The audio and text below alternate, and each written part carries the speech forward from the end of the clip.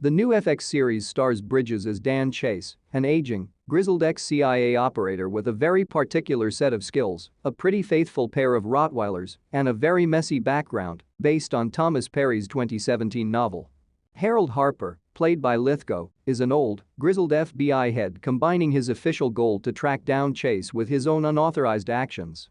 Despite the old man's predilection for long, sluggish tracking shots and verbose speeches, each episode leaves several aspects of the tale unexplored, leaving the audience satisfied but wanting more. The episode opens with Chase's small-town Vermont life, yet there are plenty of signs that he isn't just a real estate retiree. Chase, like many other men his age, suffers from nocturnal urine problems and nightmares about his ailing wife. His daily routine consists of tossing balls with the dogs and long phone chats with his beloved, albeit unseen, daughter, Emily, on a suspicious-looking flip phone. The concern in Emily's voice conveys the possibility that Chase, like his deceased spouse, your name is Abby Chase is still written on the kitchen whiteboard, is experiencing cognitive decline.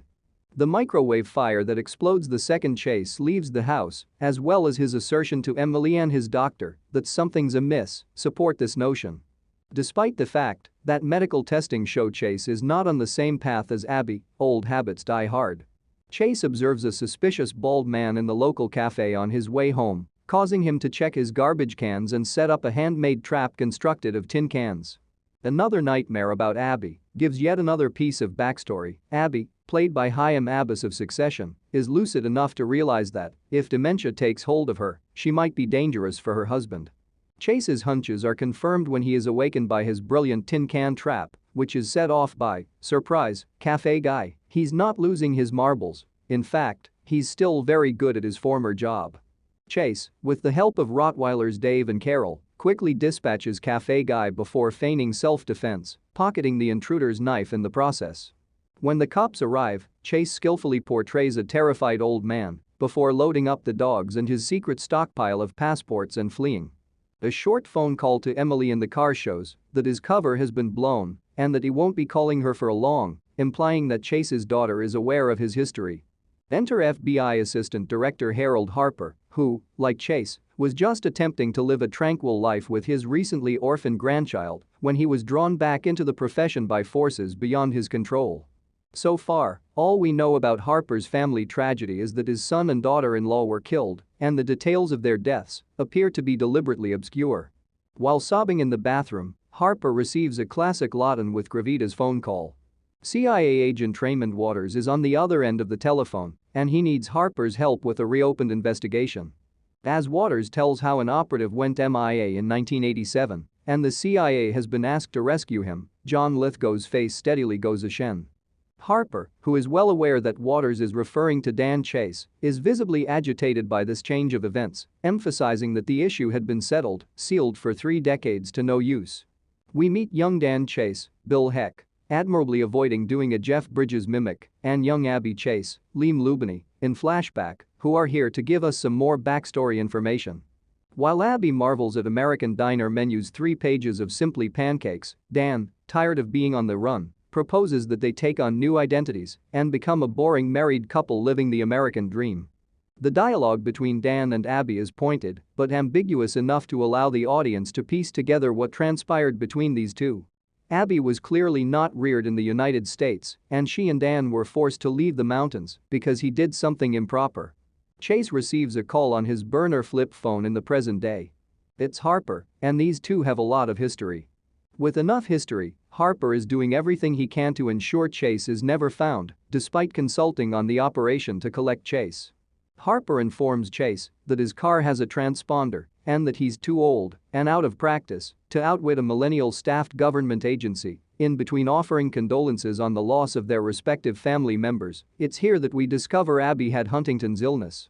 This pot of expository soup is seasoned further by Harper telling Chase that the CIA isn't out to kill him, but rather to put him on a chartered jet. The plane's final destination, according to Harper, is Kabul, Afghanistan, where a man named Faraz Hamzat awaits. And something tells me that the words Afghanistan and Faraz Hamzat are Abby's true identity.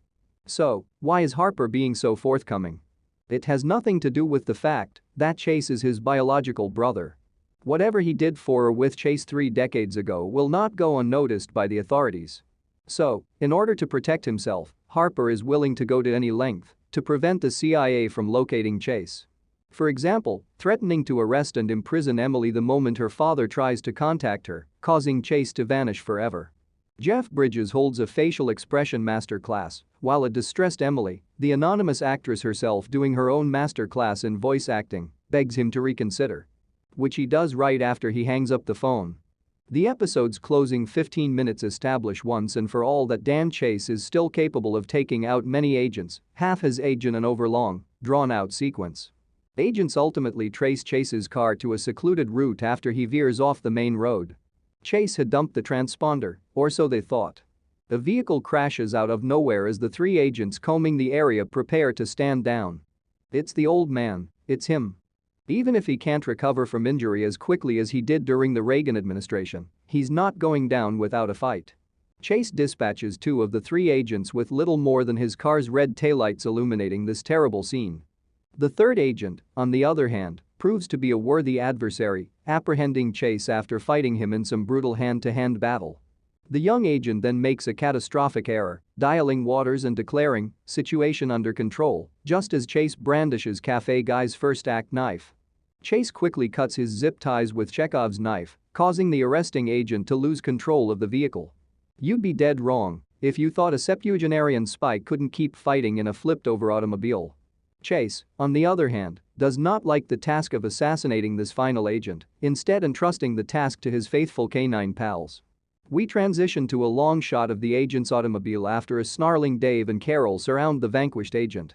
Chase sluggishly climbs out of the van, battered but victorious, while the agent yells, resists, and eventually succumbs to death by Rottweilers. Harper, who was watching the whole thing on a surveillance screen, gets a call as he struggles to process what he's just seen. You'll get used to it.